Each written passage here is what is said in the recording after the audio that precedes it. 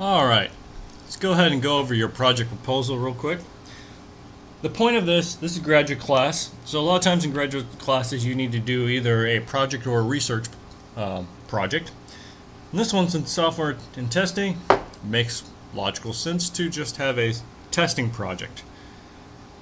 Since there are a lot of projects out there, the best thing to do is go out there and find a project you wish to contribute to, and you are going to go in and hook into their testing framework and figure out what you can do to help test the software. Now, I'm going to let this be I'm going to be as open to this as I possibly can be. First off, any open source project will be great because then I'll have access to the source code. Now, that is a requirement. I have to have access to the source code so I can go in and actually inspect that you did something to improve the code quality of a project. So that's really the main requirement of it. So obviously open source projects, easy. I can just go on, download the code, see what changes you made, we're good to go. If you have a commercial product, may work as well. I will reasonably work with your employee. I do not mind signing an NDA. I won't talk about the code in class or whatnot if you want me to. As long as it doesn't interfere with my research project, which chances are, unless you're doing something with a processor design or low-level operating systems, you're probably going to be okay. Now, recommendation while you're searching. A lot of y'all will probably want to do a certain game you've always wanted to work on or something else, and that's great because that's good motivation. But do take the time to familiarize yourself with the code base. Some games have terrible code base, and trying to write a testing framework for it would be astronomically hard. With that in mind, also keep in mind that I'm not going to ask you to test the entire project. That'd be ridiculous. I'm looking to see that you add something to it or create more tests to improve the quality of it. So once you've selected something, here's what you want to look for. First, your proposal, which you're going to send to me, can be a doc, a text, a doc file, text document, or a PDF, whatever a Linux machine can open. You need to tell me the software you're going to test, what state the testing framework currently is in. If it doesn't exist, that is definitely an answer, and there are some open source projects with no testing framework in them. You need to tell me what part of the test you're going to test. Now, the question is how much is going to be viable here. This is something I have to look at subjectively, which is why you're writing proposals, so I can go in and tell you whether you need to do more or, hey, look, you can back off a little. But the idea is that, it's got to be more than just a small piece of code, more than just one class.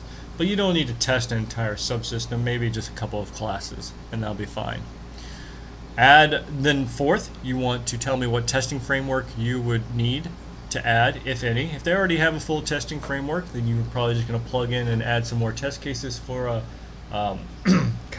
for a class. That's good to go. Otherwise, you'll probably have to come up with your own testing framework. Don't be afraid to do that, because since you'll be coming up with your own, chances are it'll be pretty easy to stand one up and get it up and running.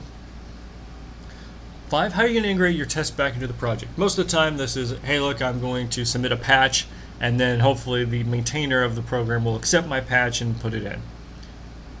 6, you're going to tell me why you believe your tests are maintainable. Alright, this is definitely subjective. What I'm looking for here is how easy is it for people to continually use your test? Does it integrate with their regression test suite? Are they going to be able to run these tests easily whenever they need to? And then if they need to update your test, how easy is it to update your test, or why is it easy? 7, make sure you tell me the way I can view the code changes. And this may include login credentials I may need to have. If it's open source and you're going to eventually get submitted to the open source tree, you probably just say, hey look, go over here, and you should eventually be able to see my submission, my username. Make sure you tell me your username so I know which code is actually you that you're submitting. So keep in mind, I expect increased code coverage, SIFT, node, or edge testing. We haven't talked about that yet, but we're going to. And branch coverage, again, haven't talked about it, but we're going to.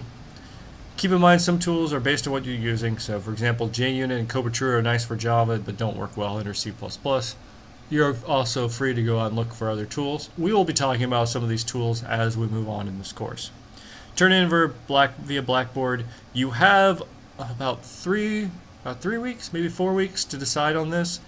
Take your time, choose wisely, because once you choose something, you're going to have to, depending on how well you choose, this is either going to be easy or hard. No teamwork right now. Work must be your own. We're working, this is you trying to integrate with the test suite. All right, that's all for the proposal. Make sure you go ahead and turn it in on Blackboard by September 22nd.